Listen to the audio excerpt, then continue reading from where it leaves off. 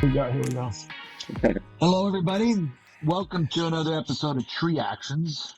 This is the Human Forestry Podcast. This is Dwayne News here with Tony Trestle. And joining us today, our guest is Mark Chisholm.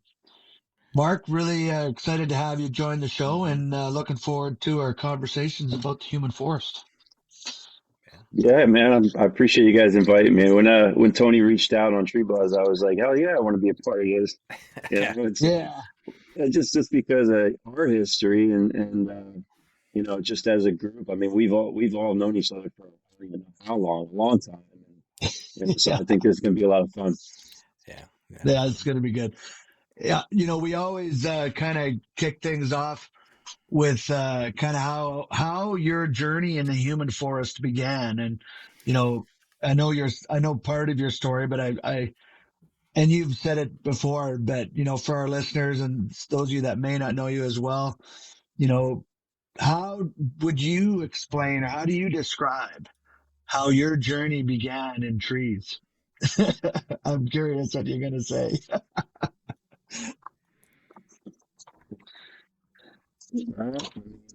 That's a long story.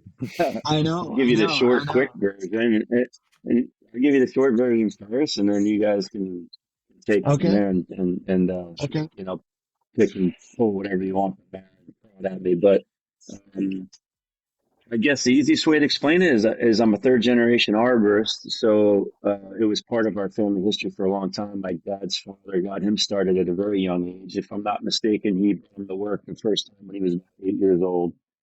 Yeah.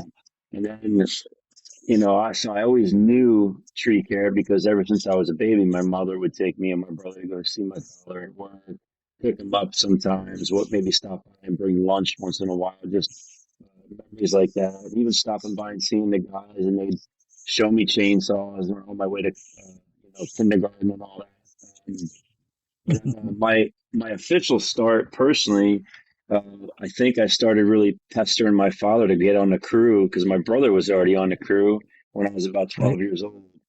And it all started from there, just jumping on the crew and getting Yeah. yelled at for being in the way and then getting taught, how to be productive. And, a long, long story ever since that point. It never stops. Wow. Yeah, that is so can you recall what it was that got you? We had Wenda Lee on the show here a couple weeks ago, and she remembers the first time she got up, and it was a test for this position, and she had never been an arborist, and she climbed up into the tree, and she got up in the tree to the stage where they wanted her to go to a certain height, and she just knew, like, from that vantage point and looking at it, where it was like, this is it. Do you feel that you had that at some point where it just got you, or where there was something that just drove you, like, this is what I really, really love? I probably had that moment more than once in different levels, honestly, because, when you start doing tree work, the beginning is just fun as can be. When all of a sudden somebody gives you a rope and a harness and shows you how to even just body thrust up 10 feet, and you're like, oh, wow, I'm actually doing this. And like I said, it was a long, long time ago for me. And I remember not long after they taught me how to body thrust, tie a taut line hitch of some sort. It was a three wrap taut line hitch back then. The old Yeah. speed knot. Yeah, that's the speed knot for sure. If you don't tighten it, forget it. You're speeding down. Uh-huh. Um, but yeah, I remember after they showed me that, it was like a group of us after work one day at my dad's house in this Siberian elm, which is not a very fun tree to climb, of course, but that's what we had available right there. Yeah. Yeah. Yeah. I remember after that, just bugging him to do more of it over and over again. So we'd come home from work and I'd get the gear on and he'd sit and watch me and I'd climb a tree. And they took some pictures that, surfaced recently. So I showed them in a PowerPoint recently, just like a picture of me up in a tree and just explaining that I was practicing. But at that moment, you get up in a tree and you feel, to my memory, you feel somewhat for the first time comfortable up there is when it really grabbed me. So actually, you get to look around. You're not focused on what you're doing or if you're safe. You're actually sitting in a tree and looking at the wind blowing the tree and moving things and birds flying around you. And then it really hits you that like a feeling I never had before, and I think that's probably the first time I was like, "Oh, this is a really cool thing to do." Yeah. So do you remember what kind of harness it was you were on? Brand no, but it was my dad's hand me down because at the time he gave me there was no harnesses that would fit me. They didn't have like kids harnesses, and I like I said I was 12 years old. Yeah. My dad started climbing out of I think when he first started climbing, he was pretty small. He had a harness that had a friction buckle, so you could suck it all the way up if you needed. But it was just a 4D ring saddle, strap harness. And it had like a ring on one side to hang something and a clip on the other, and that was it. It was no frills. Yeah, yeah, Exactly. Yeah, and I would say probably to add in the no frills part means no comfort too. Yeah. Exactly. yeah. Yeah. Yeah, Yeah. yeah. It's always interesting to listen to what the first knot and the first hitch was. I remember the first. I mean, they called it a taut line, but it was two under, and then like two half hitches over top. So Mhm. it was two under, then one over, and then that was you took another half hitch over top. I mean, that thing didn't roll or slide or nothing. It stayed put, never got Yeah. tight. It worked like a hot diggity ding dang. You know, uh, Uh, and I don't know what it was really called, a rolling hitch, or I think I saw it once described it. But it is interesting how now I'm curious. Did you where was your like my initiation was get in the tree, go to the top, tie in. If you had, try not to cut anything on the way up. If you did, make sure you had a good hold. With both feet or your legs wrapped around something in one arm, and then you could cut with the one hand with your hand saw. But try to avoid it on the way up. Tie in and go. Was that It seemed like for a lot of people that was pretty standard. What were you tied in all the time, would you think, in the beginning? Or no, no, no, no. Back then, I think even in the competitions, people are floored when I tell them this. But even in the competitions, the first years I saw them, I didn't. Even when I started climbing, actually, it was a similar thing where you were allowed to free climb up to 15 feet as long as you had a 3-point hold, like two Hmm. hands and a foot, or vice versa. Yeah. yeah. Yeah. I That remember just that. Yeah. makes me laugh nowadays. Not so safe, but Yeah. the Well, way it was. yeah.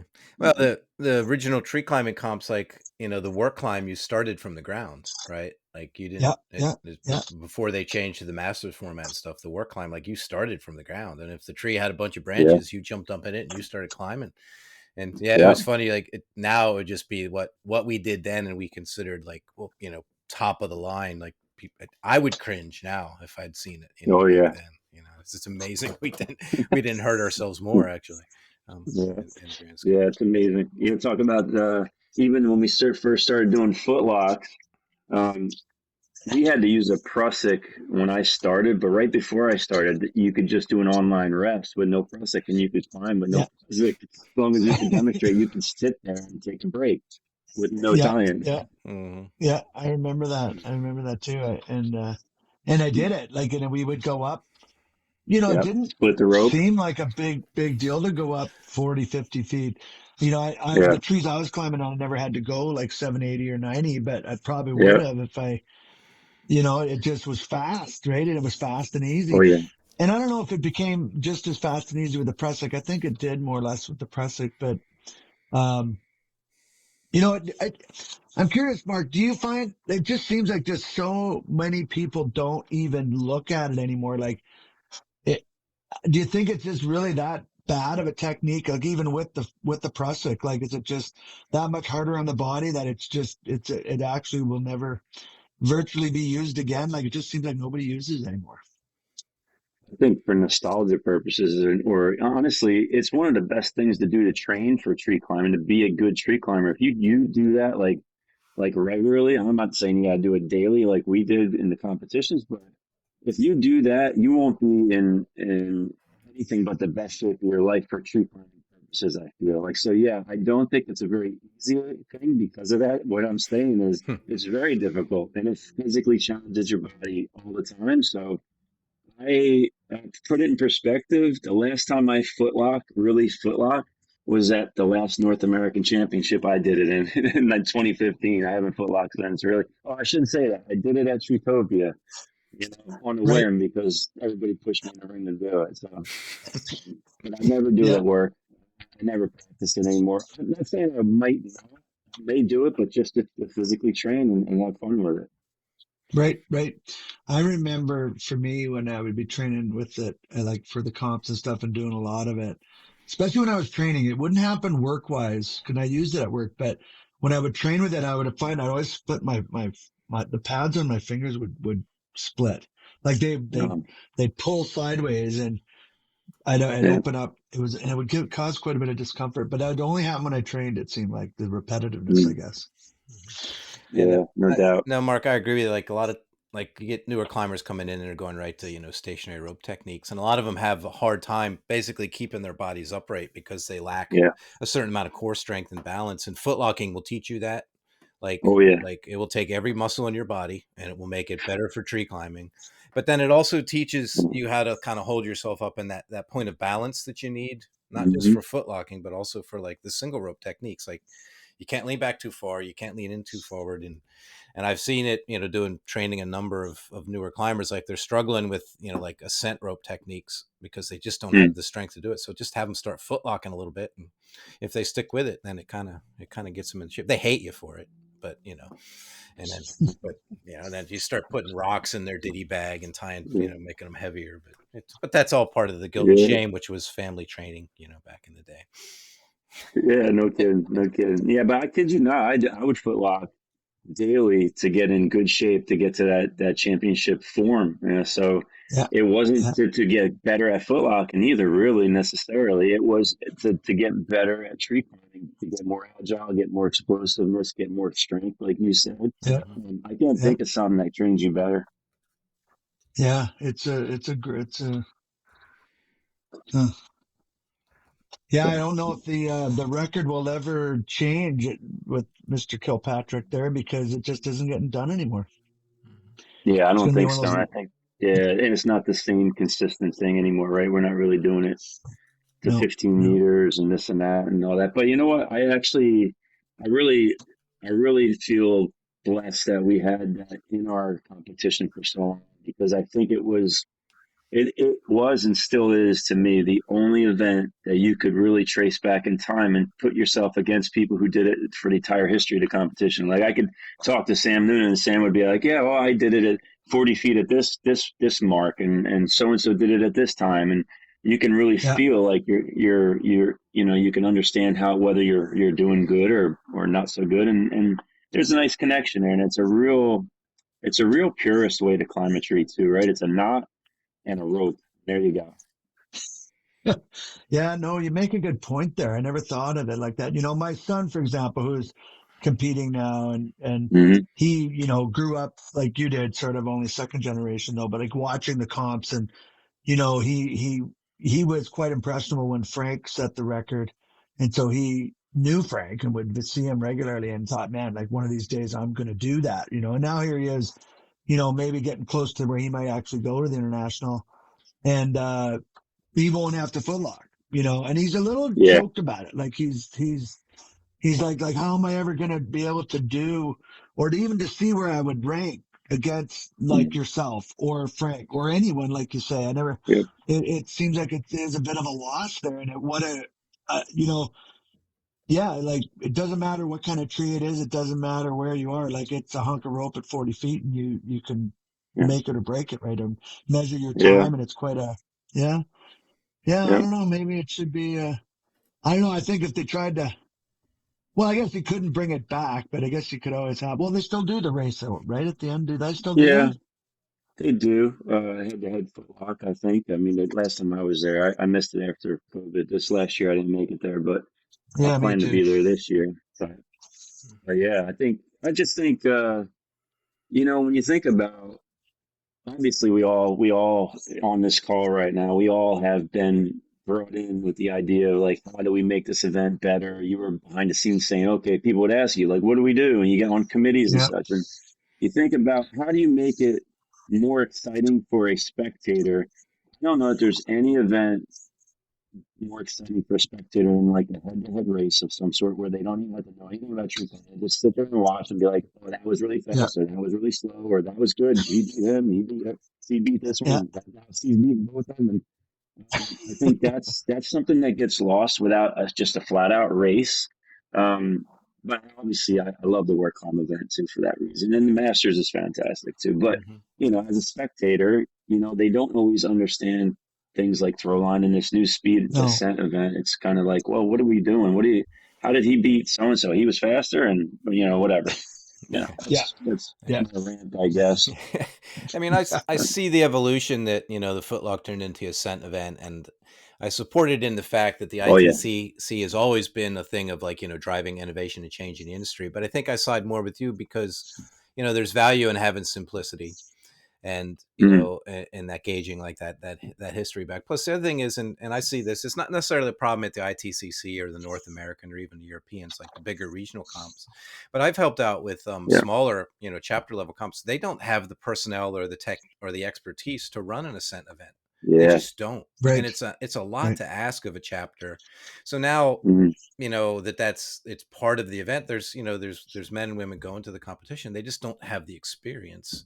And whereas everyone hmm, could run a footlog event, you might not have a tree that's 15 meters, but you can set up a footlog. Like you could do yeah, it.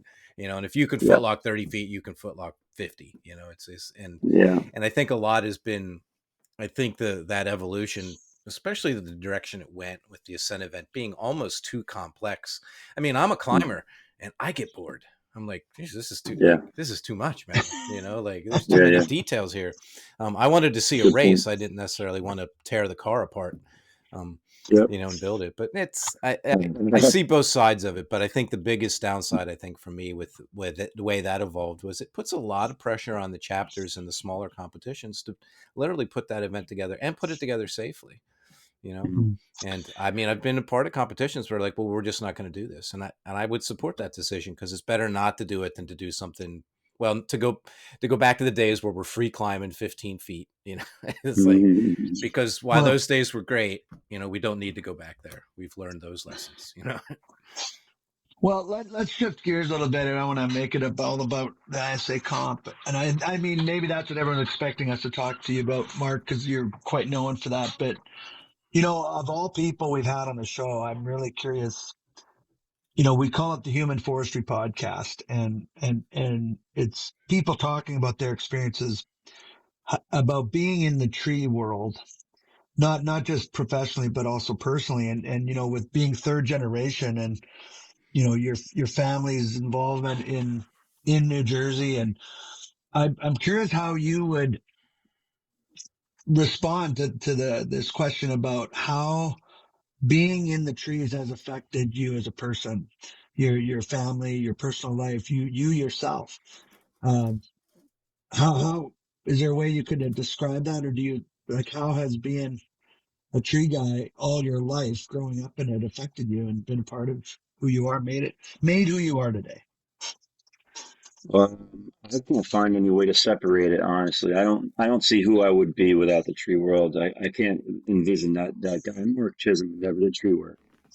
And I sit here today with you guys just saying that I'm 100% grateful for every minute of it. I don't care what time you talk about, whether it's competition, it's on the job site, it's traveling, it's talking to guys like yourselves. I mean, there's nothing I regret about it. It's just that's why I feel so good about recommending it as an industry to young people when I go talk to students. I'm telling them like from the heart, there's just you'd be hard pressed to find something that is better to do with your time for your whole entire career, unless you just don't like doing that type of work or being outdoors. I understand that, but Right. if it's a fit for you, it's just so good. I mean, I think about it permeates every part of my life, right? Even my kids, they're not even part of the industry per se. My stepson was for a while, but he's in construction now. But um, even my kids know a lot about tree care and like all the big things we talk about. They know you don't top trees and they don't do any tree pruning. They know how to hire a professional and why. They know, what's dangerous about the industry and how you can mitigate that danger or that risk. So, um, there's no way for me to really separate it from any part of my life, and I don't Hmm. regret it. Like people say, oh, well, you work with family, it must be hard, whatever. I don't know, man. It's like I don't know a family function or dinner where we didn't talk about trees or tree work or something, current event in tree Hmm. care, because that's the way we are. And what I should do is send this out to all the rest of the family that's not part of tree care and make this a announcement of I apologize for boring you guys for so many years talking about trees and every Thanksgiving, every Christmas, and you guys, Yeah. but it rubbed off on them too. Like Yeah. everybody in my family has a sense of pride built around tree care and what tree care means because they come to Thanksgiving wearing steel t-shirts and hats and talk about show me pictures of what they're doing in their yard and the tree they planted and like it's about everybody now, right? I don't think Hmm. there's Yeah. nothing negative about it. Yeah. Yeah. No, well, and do you think, even the way you just approach life, like, I guess for myself, and I guess that's where I'm kind of going with it, is, I think of the connectiveness of people and in relation to how forests are grown and connected. I think of, how, learning no more about how trees share nutrients between species to help one another. And I think, that's a lot like arborists and people in general that are connected, you know, Yeah. and and I always seem to somehow, like, I look at woundwood and think about, wow, how's that like us, like people, and how trees seal off injuries, and they don't Hmm. they don't go away, but they grow over them and around them and incorporate them, and it changes who they are. Like, do you ever find yourself doing, is that like stuff like that, or think about that, like that's what I Yeah. mean, like how trees are such an example. I don't know. I guess. Yeah. I mean, I think it just made me think of 10 different things when you were going through that spiel. But I mean, you just think about how the rest of the world uses terminology that is very much like tree care terminology. Like when they talk about like how people deal with tough times in their life, what term do they use? Compartmentalization. Right. So I think of people have kind of code it, right? Yeah. I Yeah. Yeah. also think on the connectivity part, the tree care roots go everywhere Yeah. in this world, like under the ocean floor from one continent to another. Like there's no place in this world I can't reach out and say hello to somebody and then go see them and become immediate friends for life. Yeah. I got Yeah. friends like you all do, and anybody probably listening to this podcast, if you're out there Yeah. participating in the industry, like you meet people and there's an instant connection and you Yeah. guys are friends for life. And it just doesn't matter Yeah. where you're from. True. True. It's really cool that way too. I think it's and I don't know. I mean, maybe it is part of other industries as well, but and for people like us, I think the competition has certainly played a part in that. Because Mhm. it's created that um that once a year gathering where we all really can connect and feed off one another, and even it's interesting now since COVID, there's been that kind of interruption in that. But as it looks like I haven't been to one since, and I'm not planning to, I won't be at Albuquerque, I don't think. Who knows? But it's, I wonder if, because we have like Tree Buzz now and the social Mhm. network that exists, we're able to keep that connection going, far and wide. Maybe that's part of it. I don't know. Yeah. That's interesting. Yeah, I think, well, I mean, in all honesty, I know Tony, you must know this from years and years of being on Tree Buzz, but Mhm. that was where my first idea for Tree Buzz came to be. It was because of what you just said. When we would go to a competition or a TCA expo, and I would see the value in being around each other, networking, discussing ideas, things, whatever. And then we would leave and we're like, oh, I'll see you next summer. And like, how much time are we losing, not being able to continue this conversation? So, Free Buzz for me was okay. What can I do with this internet that would be useful? And it seemed like the no brainer was like, let's continue our conversations at home. I'll see you online, and you can do it any hour. Doesn't matter your time zone, and it was easy to track because you give it a title and say, hey, what do you guys think about this? And then you can just visit it daily and catch up and read what people are thinking. And I can't tell you how many people have contacted me through the years saying how much being a part of the forums on TreeBuzz have helped them in so many parts of their life. And it's not me; it's the members, like you said. Everyone's sharing and being connected. It's just it's a blessing. So that's why I still keep it going. Mhm. You know, when you mention it, mention them helping them in parts of their life, Mark. Like, do you think people like if people conveyed it's not just professional but also personal in some way? I'm just curious. Yeah.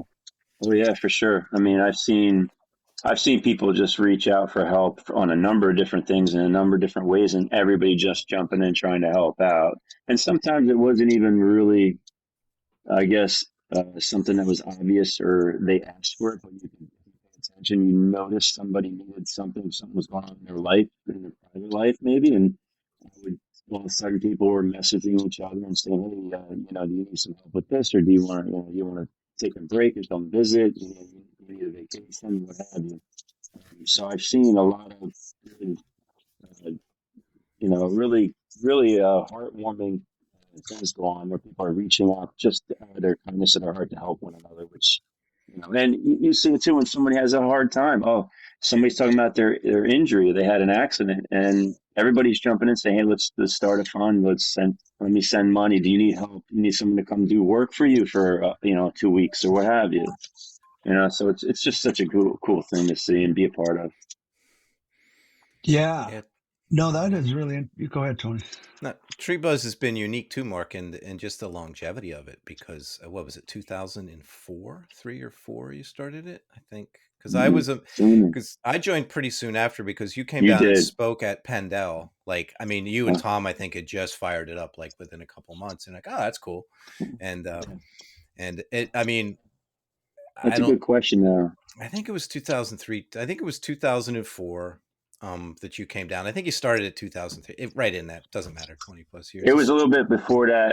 I started thinking about it and starting to get quotes for it at the end of 1999. I didn't come live until probably late in 2001, I'm guessing, okay. when it really started. But it wasn't very. It was kind of like the dearth of it. So we got everything fired and up and running before we started inviting people, and we didn't Right. put it out there where people could really find it until probably into 2002 and 3.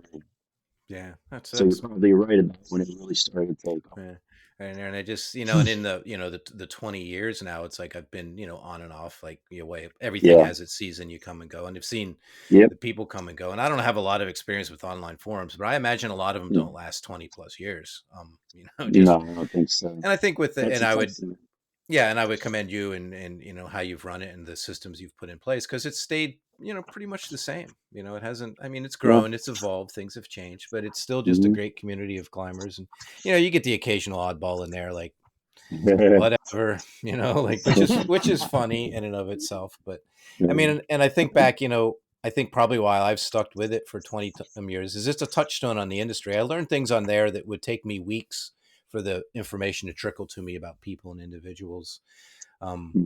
and it's a chance to give back. But it's like I said, it was that that like the climbing competitions, you'd get to do 2 or 3 a year in person, and then that was it. And they were Hmm. usually clustered in the busy months, and it was like Yep. the Tree Buzz really allowed that to extend, and it's good. And I know that there's been other arborist sites that have come and gone, and Mhm. some that are here or there, but I think Tree Buzz does a Yep. great job of doing exactly what you designed it to do, is just be a place where tree people can hang out, learn some information, share some ideas, and just sort of watch the industry grow from there. It's been great.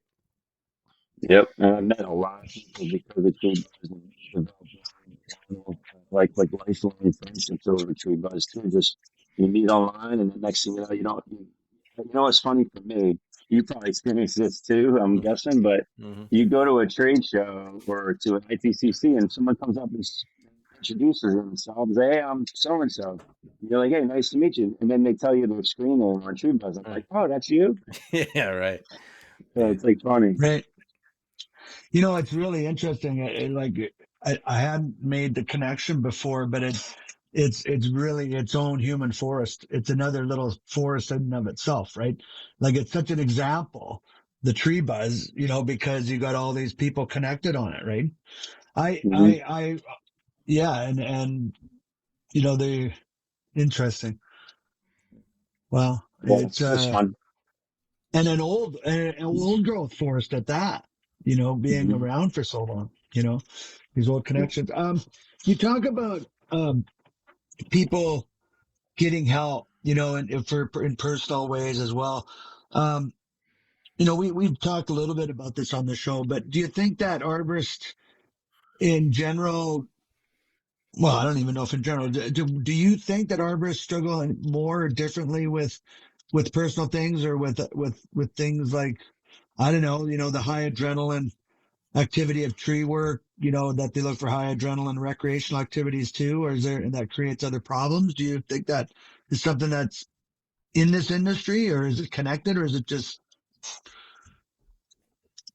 Mm. That's a what good do you think? question.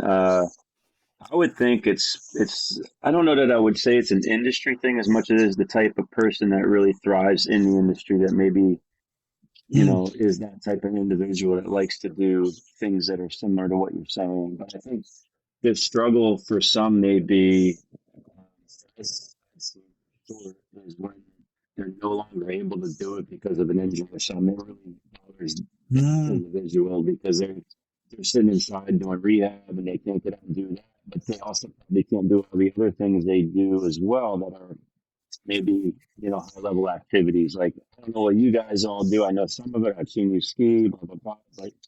But I play hockey, I play golf. I'm active outside of tree care, so I think an injury uh, really beats us up because if you can't be physical, mm. that's tough to take. Right, right, right.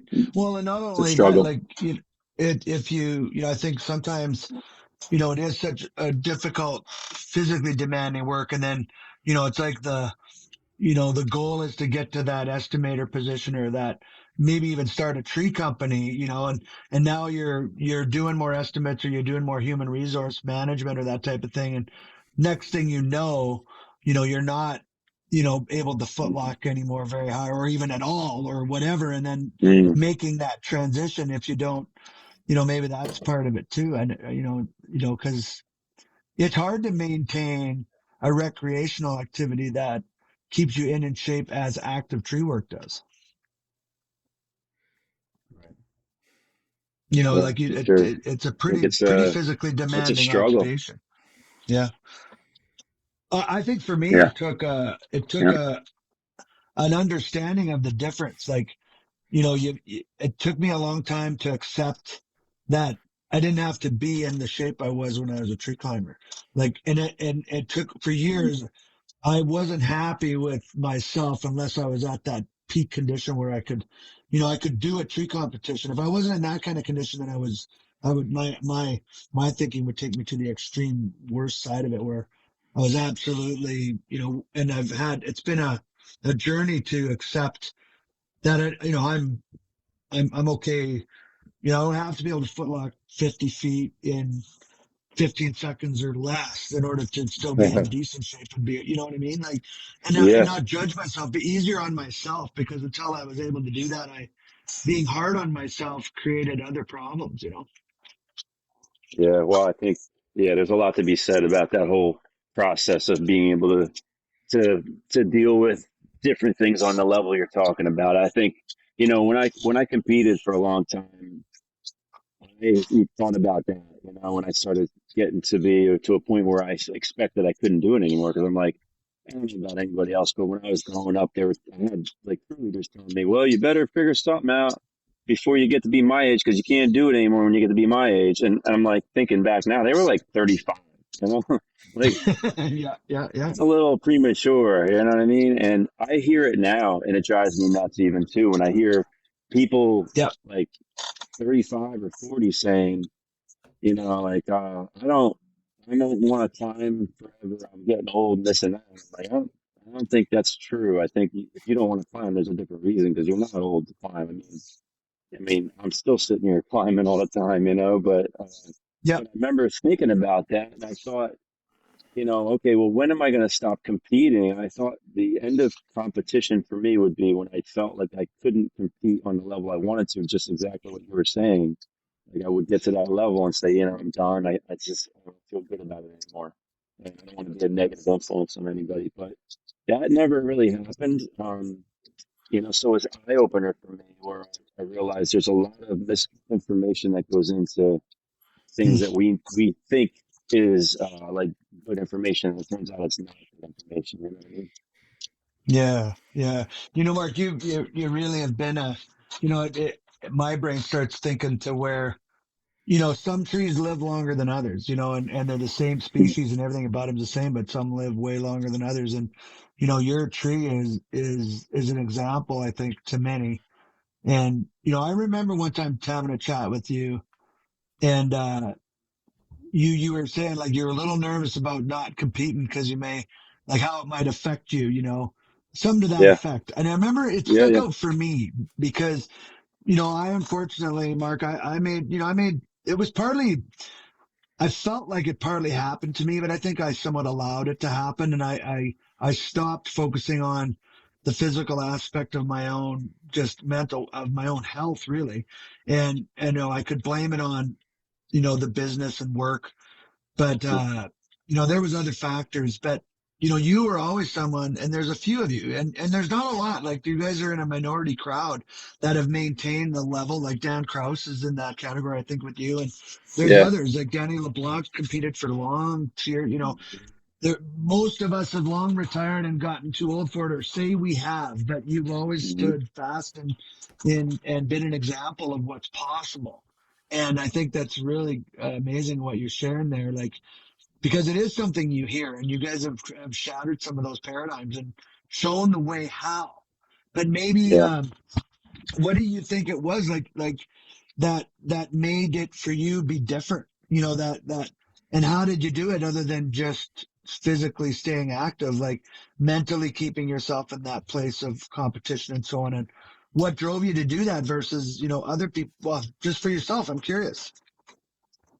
Wow, that's a deep question. I don't even I know if know, I I could know. really articulate it that well, to be honest with you, because it's such a part of me as a person, honestly, and it's Yeah, not even yeah, just me as a person. It's also who influenced me throughout my entire career or in my life. There's just been yeah. so many different types of influences that I think make me the type of person I am and make all of us type people we are. But so I don't know that I could even like really give it, you know, the right answer, I guess, or a real accurate answer. But I'll tell you, I started doing a presentation a couple of years ago. I did it at Expo, I think 2 years ago.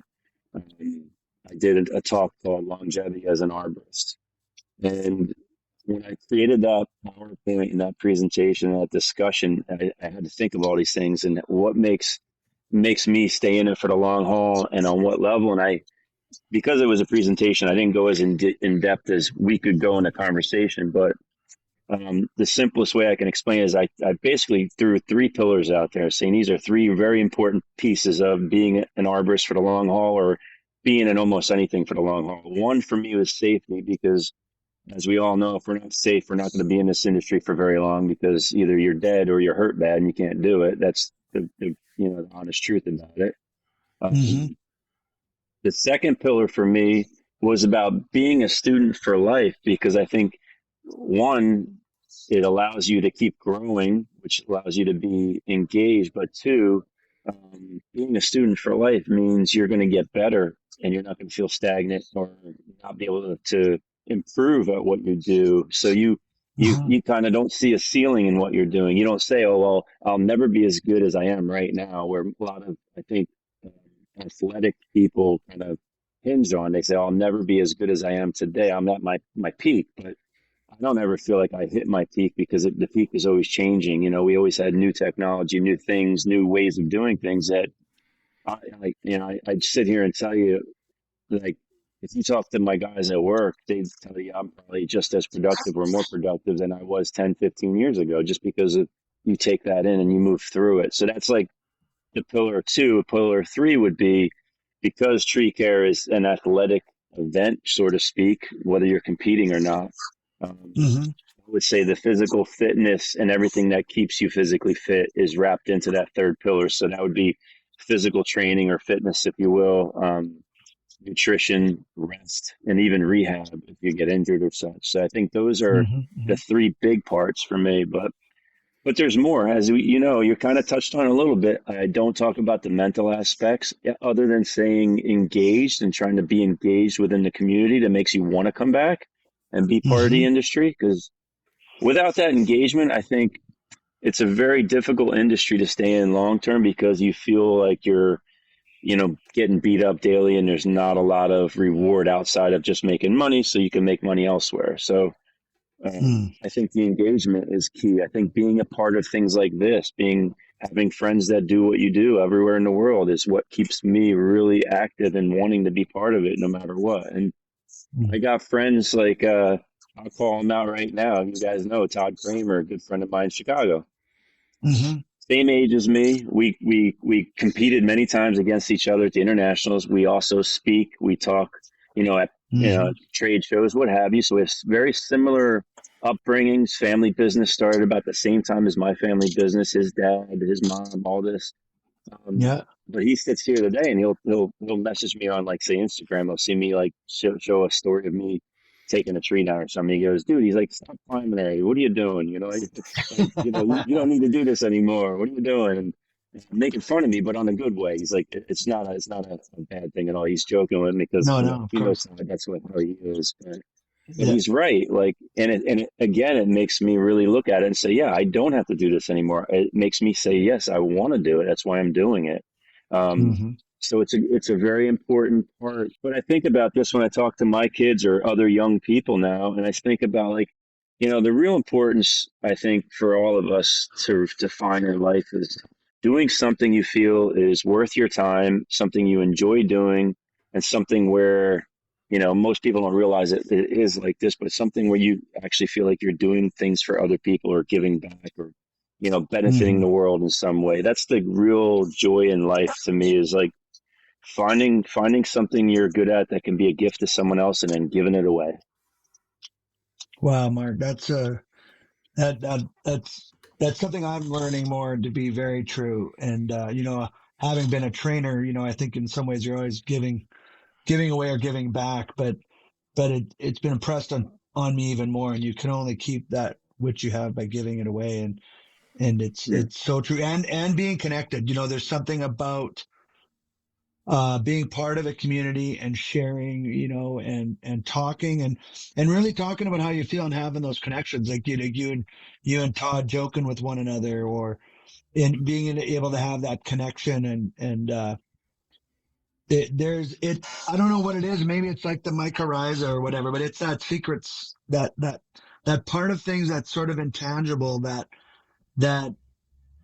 I don't know. There's something about it. It's spiritual or social or both, a combination thereof. But it's outside of the physical in some ways. It's a metaphysical type thing, and it's Yep. necessary. It's extremely Yep. necessary, and you've clearly tapped into it. You're more than just in the trees in the physical sense. You're not in it for just staying in shape or for making money. Like there's more in it for you than that, and that's obvious because you're still in it and you're doing stuff like this. Like the fact that you would take time to have this conversation with us is just an example and a testament to that.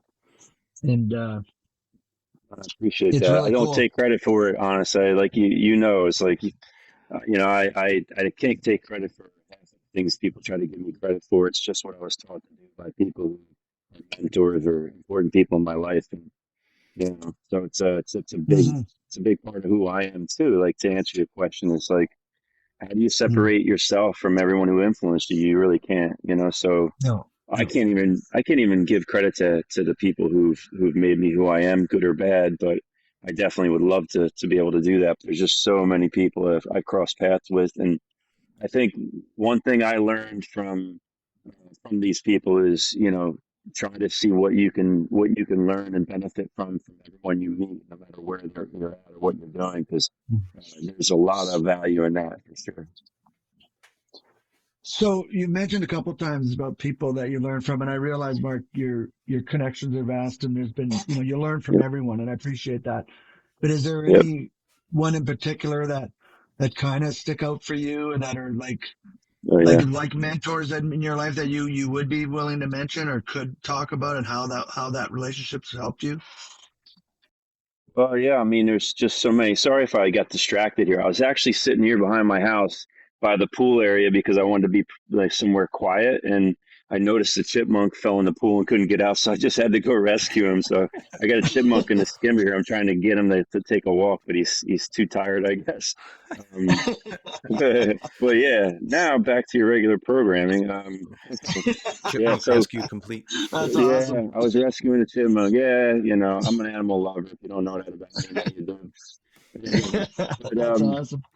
yeah, I just put him outside in the grass so the dog don't get him now. But yeah, I mean, mentors. I mean, I could tell you how many mentors I have. There's so many, but I guess the biggest ones that I could really that are easy, kind of low hanging fruit would be my family first and foremost. Obviously Yeah. my parents, my father started me in the tree business, but he also started me in tree climbing and started me in physical fitness, started me in, all the things, work ethic, everything you can think of that I feel is very important. I think to start from people like my father. Um, and I've got a lot of other mentors, family members, even yeah, I just lost my dad's mom a couple weeks ago. She was 95. Wow. One thing that she was really one thing I really reflect on after she had passed, and actually before when we would talk still to that point, but I always thought about how she was such a positive person. Everywhere you go, everybody whoever met her always said she's always friendly, always trying to help everybody. She always would do anything she can to help people, and she was always happy regardless of what was going on in her personal life. Even up until the moment she passed, and she was unhealthy for that last whatever short period of time, she still was like, anyone she talked to, she was like trying to be someone that they remembered and said, "Wow, what a great person, what a great individual, and what a positive influence on the world." So I think there's a lot to be said for just that, just the consistency. I mean, imagine being on this planet for 95 years, and the week you're dying, you're still trying to influence people you cross paths with that are perfect strangers and make them smile.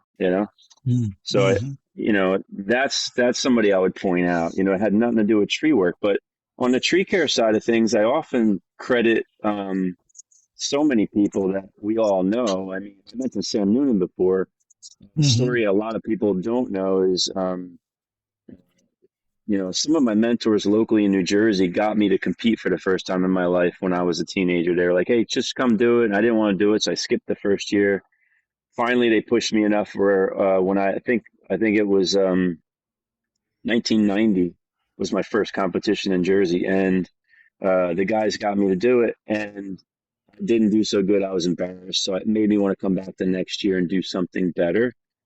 Just for me personally, I was me against me, and I just realized I wasn't happy with my performance, and I didn't feel good about it. So I wanted to come back the next year, and I did. And that got me to my first international. And my first international in Philadelphia that year, I did the same thing. I was embarrassed by my performance, and somebody witnessed it, saw something in me that day, and said something, and it was Sam Noonan.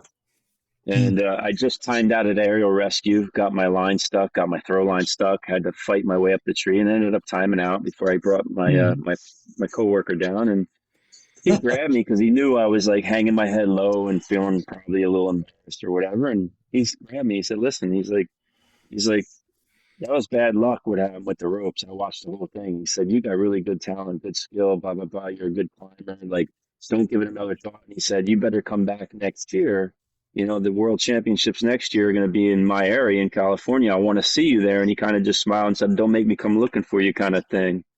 I'm Wow. paraphrasing now, but I remember him reaching out, realizing I was in a moment where maybe I wouldn't have come back and competed again because I was just like, I'm done with this competition. I'm no good at it, kind of thing, or I'm embarrassed, or maybe I didn't see the value. But he Mm-hmm. forced me to really look at it from a different perspective and realize, like, it's not really about what I'm focused on right now. It's about being part of it. And look at the people I'm meeting and things that are going to maybe influence my life. So I would definitely say he's somebody. There's countless people. I talk about my family, my brother, Mm-hmm. everybody in my family have influenced me in a good way. three people like that I wouldn't have met without being part of some event by chance, like being part of, you know, the ITCC. I wouldn't have been friends with like people like Graham McMahon in Australia, who I Hmm. credit for a lot of things with me now. Robert Phillips, as you guys know from California, and Hmm. Jerry Baranek. Jerry Right. Baranek taught me things on so many different levels. But he also gave me experiences that no one else could have, and he did it very, very selflessly, and helped make certain things happen that like are some of my best memories in tree climbing redwood trees with such great people. So Yeah. there's just countless people. Yeah. Yeah. And the competition was huge for that. Even people you're talking about, I would credit to helping me get to where I was, or where I wanted to go, or what goals I wanted to achieve. Even people like you mentioned, Wendell Lee, and all the competitors through the years. Just Yeah. what Yeah. a great experience to be a part of it. I always tell everyone, if you could do something, uh, one thing this year, one event this year, I would say a competition is where I would say that you could spend your time, just go witness it, Yeah. and you'd start to understand the camaraderie and the Yeah. networking, and the human aspect of the competition is just something that makes you want to be a part of it. That's why I competed for, 24 years straight, because I wanted to be part of that event for that reason. It wasn't about winning or losing. I mean, I joke with people. I'm like, you can't find somebody who lost more times than me. There's nobody out there that lost more events than me. I'm the biggest loser ever, but I'm also the greatest winner ever because of it. You know? Right. Right. Yeah. You're Yeah, Babe Ruth of tree climbing. yeah, yeah. I Right. lost Because more than Babe anybody. Ruth, he struck out more than anyone else, but he also hit the most home runs. Right. Yeah, I think that's that's true. true. I think that's true. Something like it, but I never thought of it that way, Mark. You agree? What a great Yeah. answer and great, uh, which is that was awesome. I and Mm, how it's so true how just one person's comment and mm, consideration, mm, wanting to help and to notice that you're a little down and yeah. just said, "Hey, man, you got what it takes. You really got it. You just had some bad luck." Which is, let's face it, when it comes to the comp, if you take that too seriously, you're in trouble, right? Because it Yeah. can just be such Yeah. one little silly crazy thing, like it Yeah. rained before you went in the work climb, Yeah. or a little Yeah. stub that I remember losing a Masters once because of a stub, that no one knew was there, and it was just a weird. I remember the judge in the tree. My line got caught under this little, and I was thought I could just flip it in, and Mm, there was no way for me to know what was going on. And he was watching it, and he told me afterwards. He said, "Man," he said, "that you couldn't have had it more of a fluky weird thing ever happened. Like it was just unbelievable." And yeah. it's just it you can't take that stuff too seriously and really focus on, like you're saying, the experience that it was. I think I've been guilty at times of, getting too much in my head and not taking in what was really going on all around me and the benefit that it was. And maybe you're able to do that better, Mark. It certainly sounds like it, and it's just such a great inspiration to me in just even moving forward in my daily life now. And your comment Mm, about your grandmother, right until almost the day she died, or even in the last week of her life, wanting to help and encourage others. I think it's a common yeah. trait you see in people that Yep. live a good life. It's what they're, Mm, like you said, you give it away, and that's, you only keep yep. what you have by giving away. It's a really interesting comment. Yeah. And I think Wow. I think all these different people, I think they all somehow influence you in stages of your life too, right? Like you talk about being a teacher.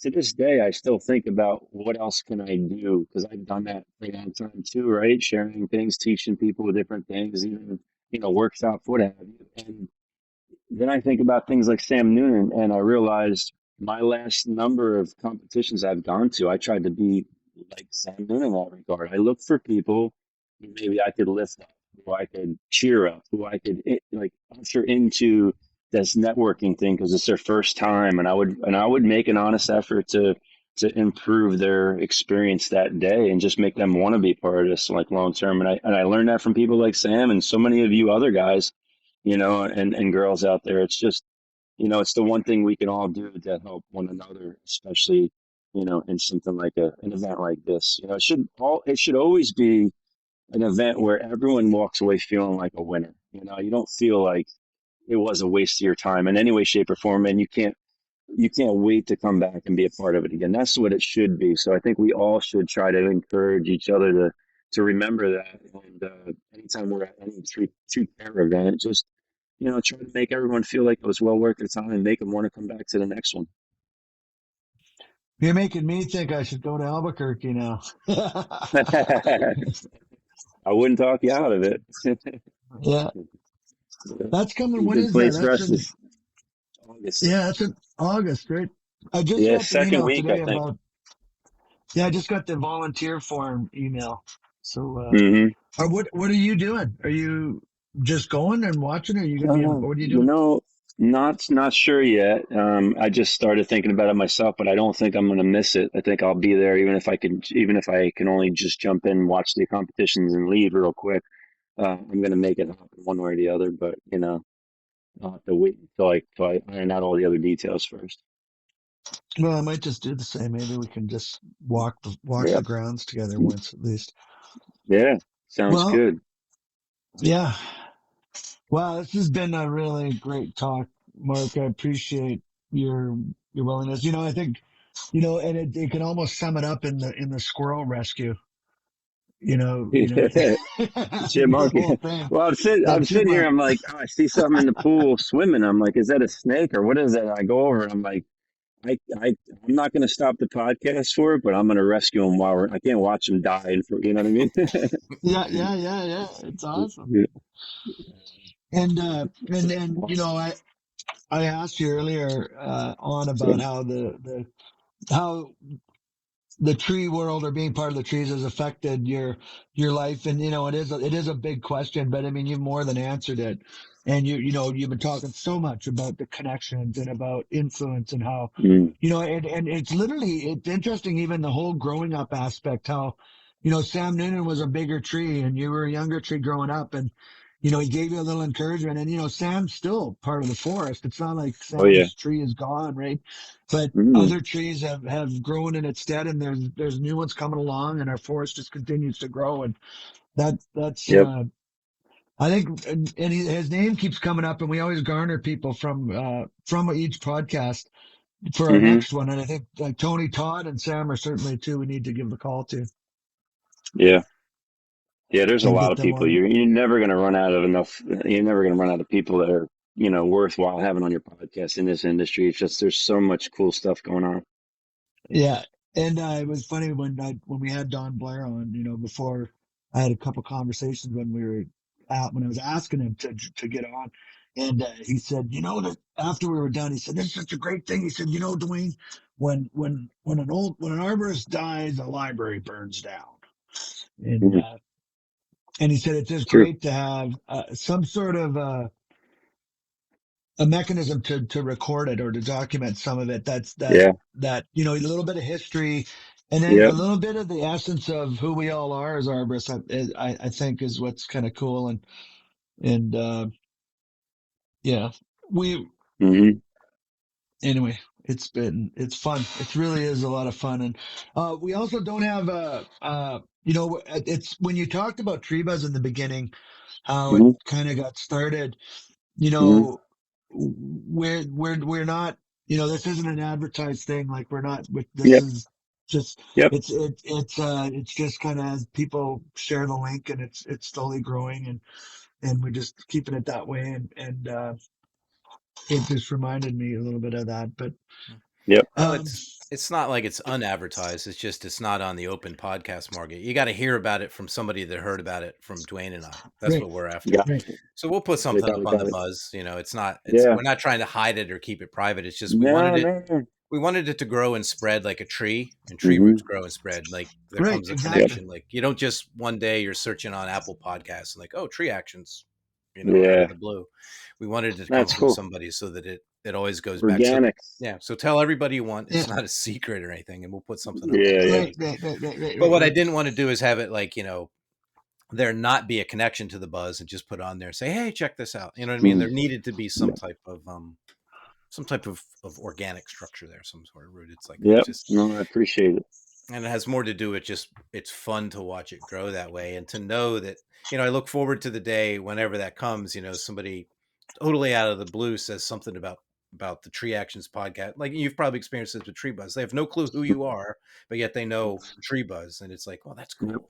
Like, and then you've kind of started something and have done something good there. Yeah, for Um, sure. we often ask people in closing a question or two, and I've been Mm, thinking about a lot of the ones we ask, and you've answered a bunch of them already. You just kind of did it on your own. Like, what would you tell a young climber to what they could mm, do? And you kind of said go to a competition. And Tony, what yeah. you got the insightful mind. What's a great closing question for Mark? We got the Put them on the advice. spot. Put them on the spot. Yeah, Yeah, yeah, throw we me right definitely under put the him on the bus, spot. right? Yeah. Well, I I, know, I Mark. can't I think would of one. I think can't think of it doesn't be anything major, but you look at a career as long as yours has been with the amount of longevity. If there's anything that you could turn the clock back on and maybe not regrets or change or do, but was there anything that you would have gone about differently to achieve a different Mm, result? good question. I haven't really given that any thought, to be honest with you, too much because I've always felt like the path is just what the path is, and it makes you where you are and who you are. But I guess the only thing I probably could say is maybe spend less time delaying doing things I know now were the right thing to do. Because there's a lot of times I think in life we say, oh, like I want to start a podcast. This could be fun. And then how long does it take you to start it? And then now you're doing it, you realize, oh, this is really a good thing. It's valued for other people and it's fun for me. And it's has a lot of good things about it. It's very rewarding. And so I think about all the things that I knew in my heart were the right things to do at the time, but I just thought it wasn't the right time or it wasn't the perfect time. And I think looking back now, if anyone's listening and in a position where they think they're onto something that they should do or change or whatever, you pretty much already know the answer. So just don't delay it. Just jump right in and make the move today. Take a step and go towards what it is you think you should be doing. Wow. That's great advice. And it's like, yeah, basically if it's a matter of if when, not if, then just do it. Yeah. And Just there's go no, for it. there's no, I don't think if nothing else, you listen to some of the greatest people in any aspect of what we talk about. Doesn't matter what it is, the greatest business minds, greatest this, that. The one thing they'll tell you is, there really is no perfect time, probably. So, you know, um, take a stab at it now. And what's the worst that can happen is you fail, but failure is not a bad thing either. Failure teaches you something. You grow from failure, and I don't think you grow more as an individual from any achievement or any success. I think you grow more from the failures, and that's what drives the success, in my opinion. Yeah, they say fail stands for first attempt in learning. Yeah, There you go. yeah, no doubt. Yeah, Yeah, yeah, yeah. I remember listening to. I think it might have been a podcast or something like that. Might have been an interview. I can't remember, but what I do remember from it was the guys. The main thrust of the message was 80%. When you're yeah, 80% sure of something, go because you're mm, never going to get 100. Like right, if you're that close, you may as well go for it and that's kind of what mm, you're saying when you were talking, Mark. It got me thinking, and it's so true. Hesitancy. It can cripple us or can bind us. It's almost like that one thing that just can make or break the whole thing if you just don't hesitate too long, right? If you're feeling it, yep, how much do you think, Mark, is it being in touch? I think when you've dared to try it a couple times and oftentimes through encouragement, like what happened with you and Sam, you learn to trust yourself after a few of those attempts. And even if it's a fail, but it grew you and you can recognize the growth, it makes that mm, learning to listen to that intuition, I guess, in ourselves a little bit easier, maybe. yeah. I think you're absolutely right, and I think you build confidence, incrementally. I don't think anybody gets all of a sudden becomes confident from one super like one little event. It's more like, you just build it over just grabbing and doing one thing that was hard to do or you didn't think you could do it. Then you do another one and another one. Next thing you know, you just start to realize there's a lot of power in that. I guess a lot of Mm. optimism built in that too, that you really can achieve way more than you think you can once you start doing that stuff. And again, it's the failures too, right? I, uh, I don't always point this out because I feel bad about it because it's for my daughter's sake because if she listens to this, but um, one thing that it really paints the picture for me is my daughter years ago was trying to get into this really difficult academic program at school. It's called Fast Track, and what it meant is she would do her last two school years of high school in a community college in 1 year. They combine them, and you go to college rather than high school for your last 2 years, and you do it in 1 year. And she took Mm. these placement tests. There was two tests when she went to visit the college, and she didn't know she was testing that day. And she passed one and failed one, and she failed it bad. And I asked her, she was really disappointed. I said, well, well, tell me about it. And she basically said, she didn't know she was testing, blah, blah, blah. They took her in. She started to sit down, take a test. And after the results came back, the woman who was dealing with her, she was probably just a little overwhelmed. It was getting crunch time, is what I remember about it. So she deserves a pass here. But she didn't believe my daughter had what it took to be part of this program anymore. And kind of made her very sad about like she didn't really have what it took or wasn't good enough for her. And I said, listen, I said, do you want to be part of this program? She said yes. I said, do you think you tested as good as you can, or you think you were unprepared or things were going on? She goes, no, I didn't know I was testing. I was a little anxious. There was a lot going on. I was getting student IDs, this and that, and learning the school. And next thing I know, I'm testing. So I said, well, you get a chance to retest. Looked at the rules. You get one retest. I said, let's prepare, feel good about it, give it your best shot in 3 days, test again if you want to do this. And, if you don't pass, then you gave it your all and you have nothing to worry about. You feel good about it. And she failed the first time with a 48 out of 100. She Mhm. came back and she passed at like an 89% the next 3 days later, same Wow. test. Wow. And that built so much confidence in her and it taught her a valuable lesson. And you know what? It also taught the woman I was speaking about at the school this lesson because she became her biggest like supporter and helped chaperone her in and actually convinced her to stay on at that school to do her associate's degree. And she did that in 1 year as well. She just was on a roll after that. So to me, it's a really cool feel good story, but it's exactly what we're talking about. Is like Yep. sometimes there's a shift that could happen in life. You could go this way or you could go that way. And sometimes it's something as simple as one person telling you something that makes a difference. And next thing you know, you see a different outcome than you saw prior to that in your mind, and the rest is history, as they say. Well, what a great story. And thank you so much for sharing that. And I hope your daughter isn't too embarrassed and I'm sure being your daughter that she'll accept it with grace and knowing that that it's helping other people, her story. Um, Yeah. and what an example of how, the human force is impacting your life and your family's life. And, that it's kind of an ultimate tying it all together. Thank you for that. That's really cool. I appreciate it. Well, Mark, we reserve the right to ask our guests if they would consider a sequel at some point down the road. We don't have a clue where exactly how long this thing's going to go on Don't for, even but ask. I could see, Don't even ask. Yeah. I could Don't see even a, ask I could because see a I'm on do-over. board. I'll do three of these. That'd be awesome. Okay. Well, Yeah. careful what you wish for. Very good. But Well, Tony, is there anything you want anytime to? you guys want to chat. Yeah, this has been great. Thank you so very much. Yeah.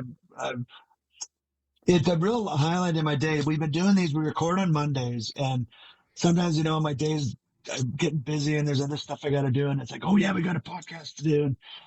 But I'm always so energized afterwards. It's just such a great experience, and I just want to thank you for for all your stories and the time you shared. It was wicked. Really, really good. Yeah, no, I appreciate it, guys. Tony, and I want to thank you guys both for giving me the opportunity. I mean, I think you guys know it's just super rewarding to go through these ideas, these memories, that and maybe even help give somebody else some encouragement along the way too. So I appreciate what you guys are doing. I know the effort, and I'm honored to be a part of it. I'll be honored to come back. Yeah, great, Mark. Now, Thank you, Mark. thanks not just for today, but for everything through the years, man. It's been a while. Yeah, Yeah, man. yeah, yeah. Thanks for everything.